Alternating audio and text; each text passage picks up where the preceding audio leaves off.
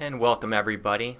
Today I will be presenting on the Acctivate database and how Acctivate works with Microsoft SQL Server. Please keep in mind that some of the topics we will be discussing today will be a little bit more technical than you're probably used to compared to previous webinars. While much of the information will be useful for an IT person, I believe all of our users will find some information here to be useful for you as well. Here's our agenda for today. We will start off by talking about why Acctivate uses Microsoft SQL Server. SQL Server is our engine for database storage and retrieval. We will move into Acctivate's requirements for SQL Server installation and configuration initially. We will also discuss some further advanced configuration you may consider for performance improvements as well. We will also be opening Microsoft SQL Server Management Studio, which is a management tool for SQL Server. We will review the Acctivate database design and structure. And then I will also demonstrate how to create some basic queries, how these queries can be saved for future use as well. Lastly, we will discuss what you should consider when you should consider upgrading to a different version of SQL Server, and we may also touch on some miscellaneous ideas for SQL as well. So why Microsoft SQL Server? Microsoft SQL Server has been utilized by Acctivate for quite a few years now, I believe starting in 2002. And some of the reasons for that is, first off, this is by far the most common relational database server available today. SQL Server is incredibly stable and incredibly scalable as well. Some of the largest corporations in the world use SQL Server to handle millions of record transactions per day, handling terabytes of data per day as well. So SQL Server can definitely grow with your business. And of course, long-term support. Microsoft SQL Server has been around since 1989. Microsoft continues to keep pushing more and more development into SQL Server, and so this is the strongest database server there is. That's not going to change anytime soon. There's a wealth of tools and documentation available. There are import tools, there are configuration tools and management tools, some of which we will display here in a few minutes. But there's an incredible amount of documentation, both by Microsoft and by independent resources. Everyone can go to Google and do a quick search on whatever it is they're trying to do, and you're bound to find 100 different ways in which you can accomplish what you're looking for. So there's just an incredible amount of information available for SQL Server. And there is a huge network of SQL developers, DBAs, programmers available that know SQL, that know how to tune SQL Server, that know maybe how to design or implement maybe some additional abilities within your database.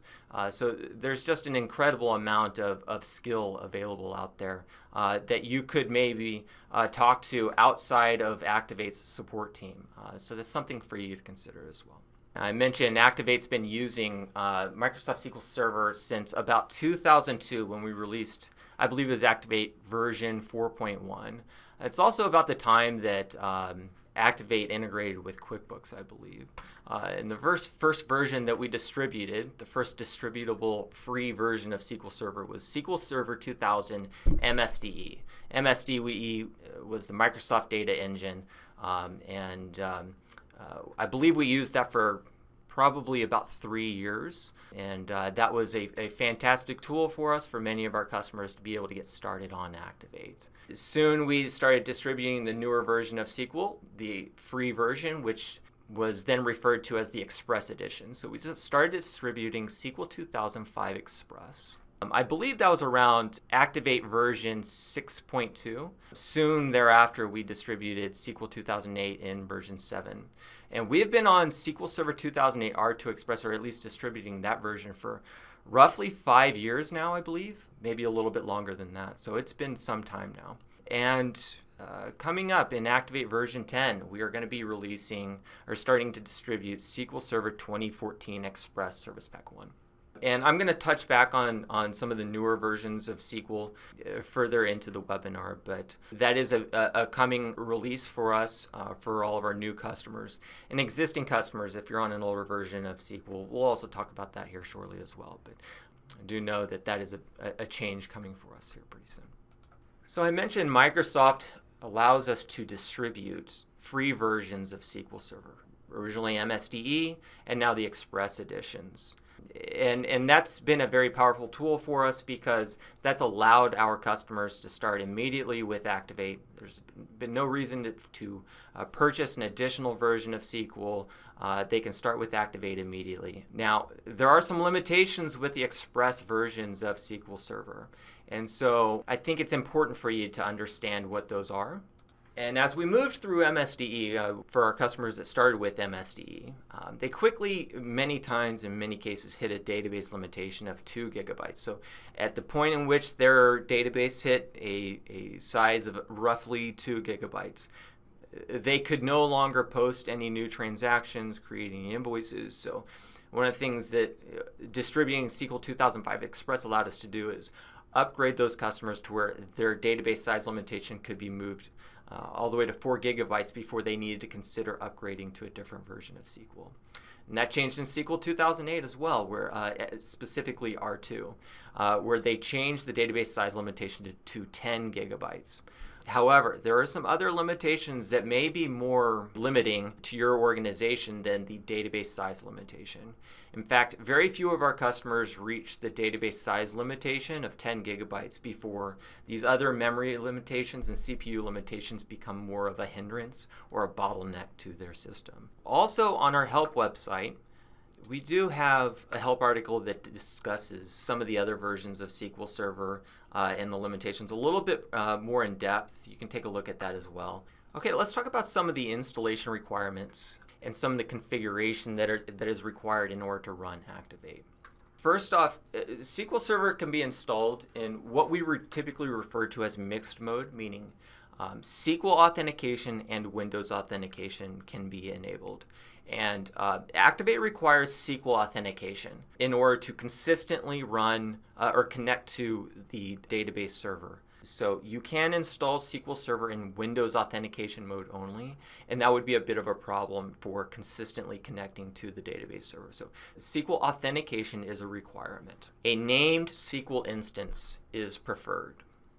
Okay, an instance of SQL Server, just real quick for those of you that don't know, an instance of SQL Server is, think of it as a bit of a sub-server of SQL Server, meaning you can install multiple versions of SQL and you can also create multiple instances of SQL Server. This allows you to manage a specific group of databases and server attributes for each instance. So maybe a little bit of an example of that would be, in the event that we have Acctivate databases running on an instance of SQL, but you also have other databases running on that same instance, you wouldn't want another application or a support team to connect in and stop or make changes to that instance of SQL, which would impact the Acctivate databases. So typically what happens is each application will install its own instance of SQL Server. This way, if any changes need to be made to the SQL Server attributes, we can make those specifically to that instance of SQL and not to the entire application of SQL Server, thus causing a problem for other databases or applications that may be using SQL as well. So this is one of the main reasons why we highly recommend a named instance. And another reason why you may consider creating a named instance, even if you already have an existing instance of SQL installed, is we've seen this before where Acctivate has created databases against an instance of SQL that an IT person has set up at some point. And later on, another IT person got involved, didn't recognize the name of the instance of SQL. It wasn't intuitively named, and so they stopped it and then disabled that instance, not knowing that Activate's databases were running on that instance. So if you have an instance of SQL specifically named quote-unquote Acctivate, typically IT people are going to understand, oh, that must be Activate's instance of SQL, and so we're not going to touch it unless they had a specific reason to. So it's just For long-term stability, we recommend creating a named instance of SQL if you manually install SQL Server. And then also we require a supported version of Windows and SQL Server, okay? While I do appreciate Windows Server 2000, it's simply just not supported anymore. And so if you are interested in bringing, to Acctivate your own version of SQL Server and Windows for that matter, please make sure that they are supported by Microsoft. If they're supported by Microsoft, we will support them as well. When you install Acctivate for the first time, a named instance of SQL Server is installed as well. In the event that you are going to install SQL Server by yourself and then try to install Acctivate on top of that, you need to make sure that that's a little bit more of an advanced installation. And so you just need to make sure that when you do so, we are looking for a named instance of SQL Server named quote-unquote Acctivate. If we don't find that, we are going to install our own version. So in the event that you need to do something like that, that's okay. We can handle that. You just need to make sure that you follow a help article that we have written here on how to connect Acctivate to an existing instance of SQL Server. This does take a little bit of more technical work. That's pretty well documented here. Of course, our support team could help you in the event that you ran into any problems there. Okay, let's talk a little bit about the SQL Server database directories and a typical default installation of SQL Server. Whether Acctivate installs SQL Server or you manually install SQL Server, typically the program is going to be installed to program files of your C drive. And then the database and backups are going to be saved to the Acctivate, the database directory. Okay, but those are all on the C drive. When you manually install SQL Server, the default is also program files for the application. The database and the backups are also moved into a subdirectory of the Microsoft SQL Server folder on that C drive as well. Now, you do need to keep in mind this causes a few problems. But let me first tell you a little bit about what happens with, I mentioned these databases and backups. So when you create a company in Acctivate, this creates a SQL database, but that also creates separate database files. Let me show those to you real quick here. So I'm in C, I'm in Program Files here. Under the Acctivate directory, we have the database directory, and then we will have both an MDF or a master data file and an LDF or a log data file here. Okay, both of these files are in use. They're locked. You can't just copy and paste them or move them here, but these are both considered to be database files. Okay, so do keep that in mind. Now I mentioned we have the program files, and now we also have both database files here. And then if we go up one directory as well, we have a backup directory, and then you will find a BKF or a backup file here as well. So now all on your C drive, which is typically your commonly used Windows-based drive, we have everything stored here. That's not ideal, especially for SQL Server. Your C drive is already being utilized by many other applications. You also need to understand that SQL Server is extremely resource hungry. Any resources that are available, SQL Server will try to use those. And that's actually kind of a good thing. So if you have all these other things going on, if everything is stored on your C drive, that can cause a lot of latency or a slow response from your hard disk. So do keep that in mind, that maybe there's a better way of handling that. And let me show you maybe a little bit about that. Our first recommendation here is going to be to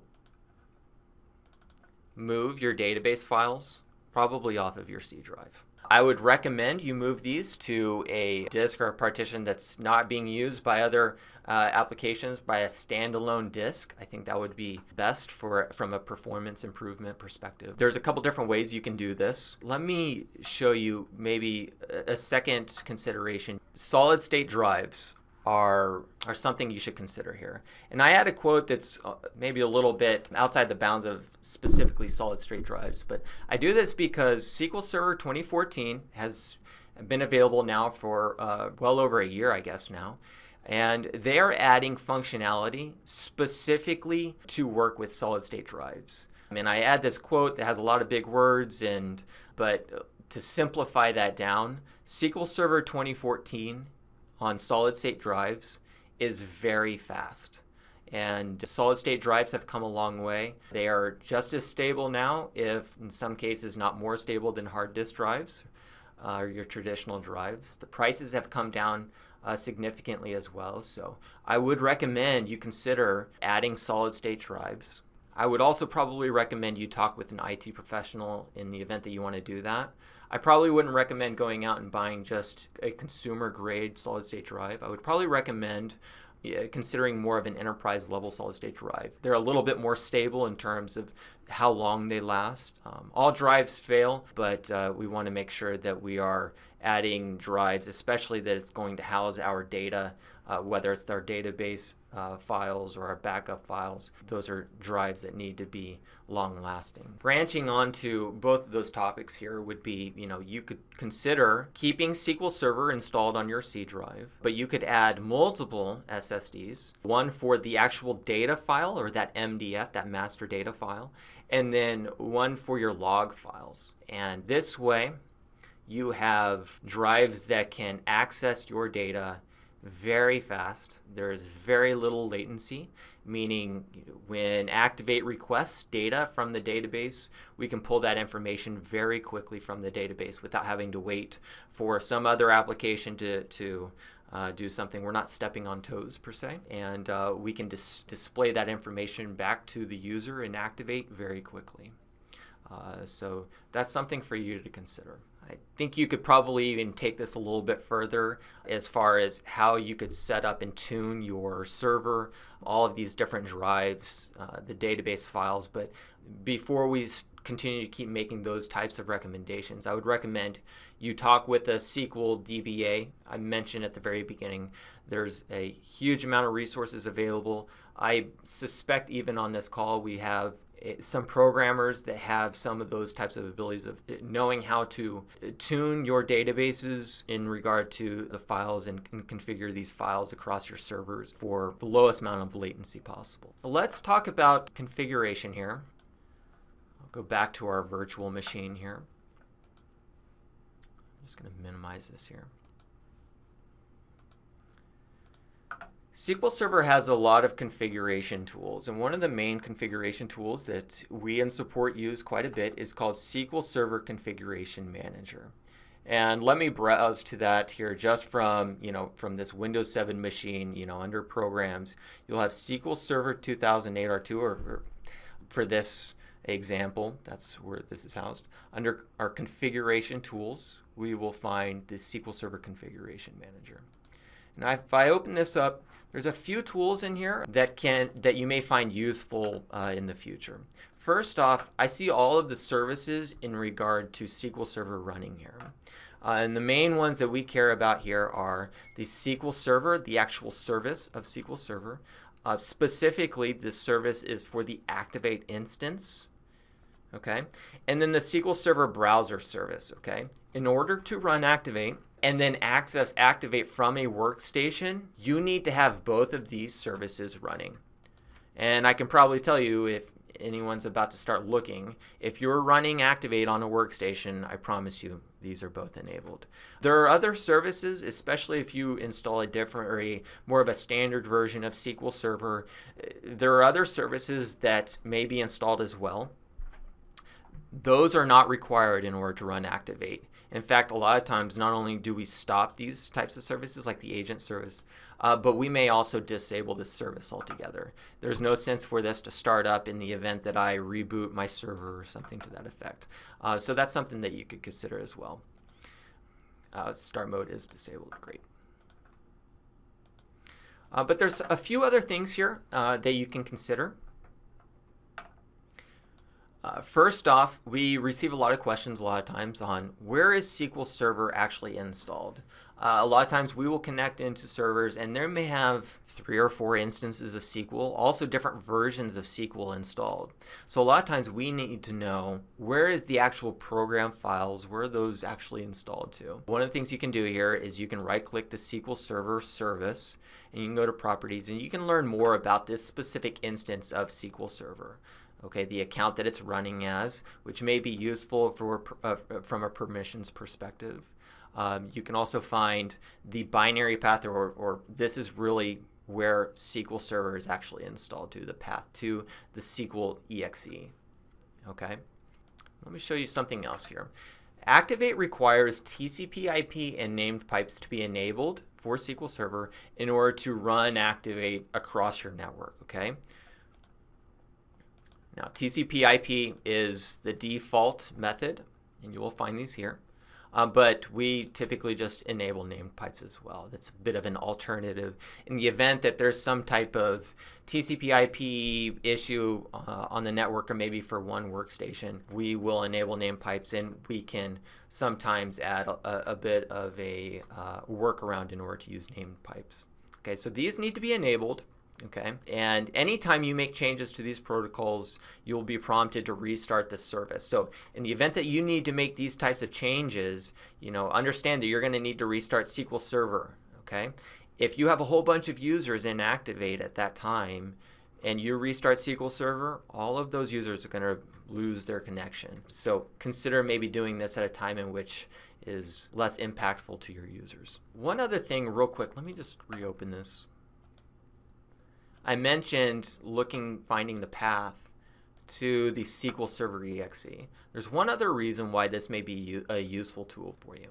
In many cases, SQL Server will be blocked across a network by a firewall, be it the Windows firewall on the server or some third-party firewall that you've installed that's for whatever reason running on the network as well. So you may need to add exclusions to the firewall, and one of the ways you can do that is browse to the SQL Server exe and add this to your exclusions of your firewall or your antivirus. We've had antiviruses block SQL Server as well.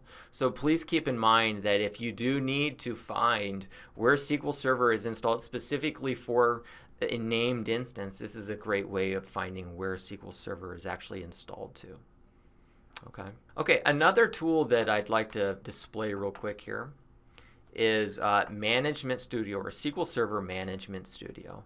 And this is a tool, in fact, I'm looking at the list of attendees right now, and I know that many of our attendees have seen, maybe myself, other support reps here use Management Studio in order to manage something, be it make changes to the database or maybe query the database. And unfortunately, I'm probably not going to be able to spend time in teaching you how to write SQL. That's probably not a good use of our time. However, I can show you some ways in which you can query your data. But let me first show you a little bit about SQL Server Management Studio. Okay. When you install Acctivate, I mentioned we also will install SQL Server as well. However, one of the tools that is by default not installed is called SQL Server Management Studio. Okay, you may have to manually install this yourself. There are a few different ways you can do this, but one of the things I would probably recommend is first finding the version of SQL Server that you are currently running, and then downloading Microsoft SQL Server Management Studio 2008. It's a free download. You can download this. This can actually be installed on your server, but it can also be installed on a workstation as well. So do keep that in mind. Even though SQL Server may not be running on your workstation, you can install Management Studio on your workstation. Now, I mentioned in order to download SQL Server, you may find the version of SQL that you're currently running. And that can be a little bit tricky too, especially if you have multiple versions of SQL Server installed on your server. There is a quick trick to doing that, especially if you're already using Acctivate. So if you open up Acctivate, we can quickly from within Acctivate find the version of SQL Server that we're running. So I'm going to log into Acctivate, just logging into my demo company. I'll close the dashboard and business alerts. I can go up to Help and down to View Usage Metrics. But if you scroll all the way down to the bottom, you will see the SQL Server version. And I'm just going to hover over this. And I see here that I'm using Microsoft SQL Server 2008 R2 Service Pack 1. And the second to last line, it shows that this is the Express edition of SQL Server. Okay. So a lot of times we get that question. We even have a help article on this as well. You can find on help.acctivate.com on how to find my version of SQL Server. Okay. And then from there, you can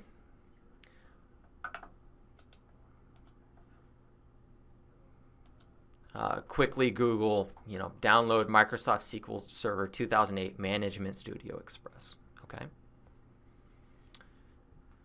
There's plenty of documentation on how to install Management Studio. I'm not going to go through that install today. Okay, so I'm going to open up SQL Server Management Studio. And the first thing it prompts me is, I need to log in. But one of the things I also need to do is I need to select the server. This is the SQL Server that I want to connect to, okay? And the server name entails the computer in which SQL Server is running on, / and then the instance name of SQL Server. So this is VM-Win7-Zach, which is my computer name, / Acctivate. And then the next thing it's going to prompt you for is, how do you want to connect? What type of authentication do you want to use in order to connect to Microsoft SQL Server? Users that need to query the database may just simply use Windows authentication. So I'm going to select to connect to SQL Server, and this is going to open up some of the management tools I have for SQL. Now, I just mentioned some information on security. Here are some of the few questions that we receive regarding SQL Server and security. By default, Acctivate is utilizing SQL authentication, but more specifically, the SQL administrative account. A lot of times we have customers request that we change that password, or how do they change the password for SQL Server. And a lot of times users want to know how to create additional SQL users in order to maybe lock down some parts of their data. So typical users that are just logging in can't view sensitive information. That can be done here under the Security tab. I do have logins here, and I can see all of the logins for SQL Server. I did log in as a Windows authenticator, or using Windows authentication, but here is the SA user as well. This is the administrator for SQL authentication, and you can select to change the password here. Okay. You can also select to create a new login. Okay, this would, for our purposes, we could create a new SQL test user. I could create some password here, and then I could control the server roles on what they have access to. This becomes much more detailed, so if you're interested in that, I would probably recommend you talk with a SQL DBA, someone of that sort. Okay. One of the other things you can do here is, for each user, is you can disable the login. So just do keep that in mind. Okay, let me go back up to the properties of this server instance here. So we're looking at the Acctivate instance of SQL Server here. If you want to make changes to this instance of SQL Server, we can go down to the properties of SQL here. And there's a whole bunch of good information here as well that you can find. The version of SQL that you're using, specifically the build number here, the amount of memory that you're also using. We can also find the default database locations. So I mentioned this before. Here are the default database locations. So if I select to create a new database, or I restore a database to SQL Server, this is the default location for each of those database files. Okay, you can change these here without actually really having a major impact on connected users. Okay, and I did mention some of the permissions that are available for SQL. Again, I definitely don't have time to go through all of the SQL permissions, but just understand that there is quite a bit of ability to control the permissions to your data. I'm going to collapse security, and then let's go ahead and take a look at our databases here. So I mentioned that I logged into Acctivate as demo. Here is my Acctivate $demo database. This is the data that is specifically for our demo company here. I can expand this and I can see all of the structure of this specific database here, okay? One of the other things I can do here is I can right-click this specific database. I can go to Properties. Okay, I can see the actual creation date, but I can also see the size of this database as well. In the event that you're curious about this, you can see this a couple different ways, but this is probably the most accurate method of checking the size of the database. I can also go to Files. I can find each of the files for this specific database. I mentioned there's an LDF and an MDF. Here's the log file. This is the master data directory. Okay. And then I can also see the path to each of these files as well. So in the event that you're trying to find the path to the Acctivate database, this is the most accurate method of looking for that database. It never fails. We will connect in with a customer that's been running Acctivate for a number of years on a server, and we find 3 different locations in which a database has been stored.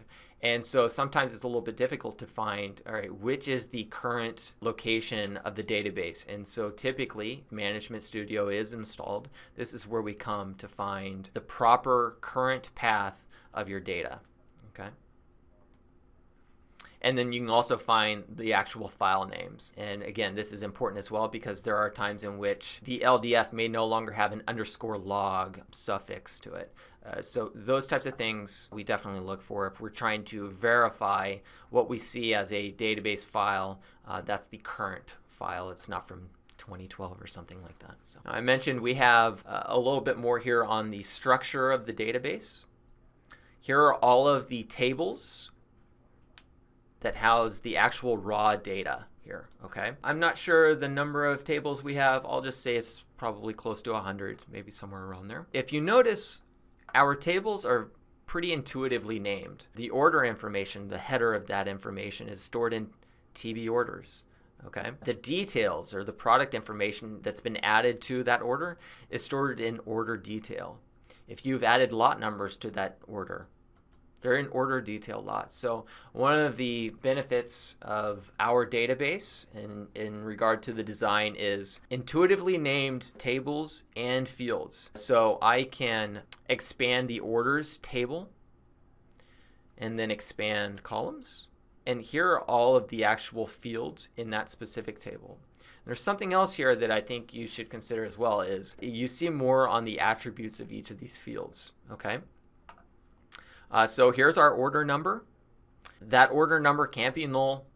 And also the order number can be a max of 40 characters long.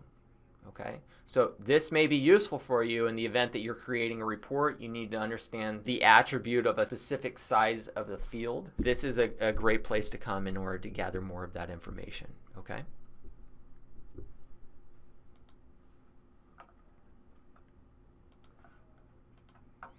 Now I mentioned we're looking at the tables, and tables are great. Typically when your support team is assisting you with some issue, be it we're gathering information or we're looking at a record that maybe doesn't make sense to us or something like that, a lot of times we'll go straight to the table. We want to look at the raw data. But one of the benefits of SQL Server as well is the database views. And a database view is very similar to our table, except it's more of a view of the data. It's also more user-friendly as well. So an example of that would be in TB invoice, where we have the header of our invoice information. We have a whole bunch of fields, but we don't have the order number that it refers to or relates to. Well, in the invoice database view, we've included, you can receive the invoice number, but there's also, I believe we also have the order number included in the database view. So think of all your Crystal reports. All of your Crystal reports are designed using database views, okay? So reviewing information, if you need to query information out of your database, be it through a Crystal report, an Excel database query, you're just going to design a query here in Management Studio, which we'll look at here shortly. We always recommend using the database views to gather that information. Okay, so this is a powerful tool when you need to actually read your data, and instead of looking at it, just having to join a whole bunch of tables together to gather that information. Okay, and now I mentioned querying your data on the fly, or designing a query in Management Studio. Let me show you how you can do that, because I know that you've seen, again, many times probably where a support rep has connected to you, and whether it's in database maintenance or in Management Studio, you've seen them come in and start writing a transact SQL query, something like this. Okay, we realize that it takes a while to learn how to do this, and SQL Server has added a query designer that allows someone that may not be very familiar with writing these types of queries. It allows you to essentially build a query, and then you can even save that for use at a later date. So let me just show you real quick here how you could accomplish something like that. Okay, so I've opened up a query window, and I can go up to Query, and I can go down to Design Query in Editor. Okay, and it's going to prompt me, add a table, please. Okay, and so let's say I want to build a phone list for Texas customers, something like that. So let me see if we can do something like that pretty quickly. So I'm looking at the views. Again, if I'm going to be querying information, let's go straight to a view. Let's not use a table. Let's just look at the view, because there's a lot more information in a view that makes it a little bit more user-friendly. Okay, so I'm going to grab the customer view. I'm going to add that, and it's going to prompt me. You want to add another table? Sure, let's do that. So the email address list. I can close that down, and I've added 2 views now. I need to tell the system, how do I join these 2 views, these database views together here? Okay. Now we always want to join on the unique ID between these 2 tables. So I'm going to do good customer. I'm just going to drag to good customer. So now I have linked these 2 views together. Okay. And the nice thing is as I build this query designer, SQL is actually writing the query for me. Okay, so we're selecting good customer from customer, joining on these specific fields here. Okay.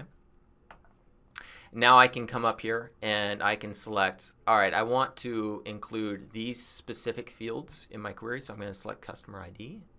I'm going to select state, and I mentioned this is for a phone list. Okay, I'll select phone as well. And now one of the things I can come down here and do, I want to state that the state I want to filter on is Texas. Okay, so it adds a where clause to this query saying where the state equals Texas. Okay, so let's just select OK. Okay, so now we've built a customer phone list for all of the customers from Texas. Okay. Now I can export this to Excel. I can export it to a CSV. I can simply just copy all the data and paste it somewhere else if I want to. Now I mentioned this may be a list that you want to utilize more often. You may want to look at this every month or something like that. So one of the things you can do is you can save this query to be run at a different time. Another thing that this can be used for is for Crystal reports. If you're building Crystal reports, you're finding that this Crystal report takes a long time or something like that. A lot of times that a database view can be created to just gather the information that you're looking for, and that sometimes can assist with speeding up a report, for instance. There's a number of different ways that this could be helpful for you in the future. So let me try doing this a different way now. I'm not going to save this. though I could if I wanted to. I want to create a new database view where all of this information is going to be available, not just for myself, but anyone else that comes along, okay? Okay, so I've opened up the views. I'm going to right-click this view, and I'm going to select to create a new view. And again, it's going to open up the query designer. I can go to views. I'm going to add the customer view, and I'm going to add the customer email address list. And then we can close this. I'm going to join these two views on GUID customer. But I don't want the GUID actually in the list, so I'm going to exclude that by just unclicking the option there. I mentioned we want the cust ID, or the customer name. We want the phone number, and then we want the state as well. And then for that state, we're going to filter just on Texas customers. And then I believe I can just save this. It's going to prompt me, what do you want to name this? Customer phone list for Texas. Okay. Now, there's one thing that I want to mention just real quick here is I just created this database view. I think I need to refresh here. So under our views here,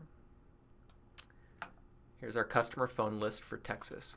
Now, one thing that I did real quick here is I named this without including an underscore prefix, okay? Anytime you create a database view, you even create a table in Acctivate, you create a custom field, you should always make sure to add a prefix of an underscore, okay? And the reason for that is anytime you install a new Acctivate update, we are going to go through the database and do a bit of a database validation, okay? So if we find something that doesn't have a prefix, it's probably going to be removed, okay? So always make sure that you add a prefix to the view or the table or a field, for instance. The same goes for indexes and triggers as well. I'll always add a prefix to anything you really create in the database here, okay? So now if I close Management Studio and I reopen it, doesn't matter who does it, they should have access now to the view that you just created. Okay, this will persist. Reasons why you may consider upgrading SQL Server, okay? If you have more than 10 users of Acctivate, you should consider upgrading to a more of a standard version of SQL Server. There are many different versions of SQL Server past Express. Typically what we recommend is typically the next step, and we refer to that as a standard version. That does cost money. You should contact your value-added reseller or your IT person or your IT company. They can give you a little bit more information on that, on what that costs depending on the version that you're looking at, also depending on the number of users, etc. Also, if you do a lot of transactions, if you're importing in hundreds of orders a day and invoicing those orders, I think you should consider upgrading SQL Server. And if we remember back to the limitations of SQL Express, remember there's a 1 CPU limitation, okay? So for all of you customers that have large servers, you have these quad-core Xeon processors, you are definitely not able to run SQL Server to the capability that your physical server can run that at, okay? You are being bottlenecked by Microsoft because you're using a free version of SQL Server, okay? Large product and customer lists. The reason why you may consider upgrading to SQL Server is, remember, there is a memory limitation of 1 gigabyte. Okay, one of the ways to speed up SQL Server, especially if you have large customer or product lists or any type of list, is keep all of that information in memory.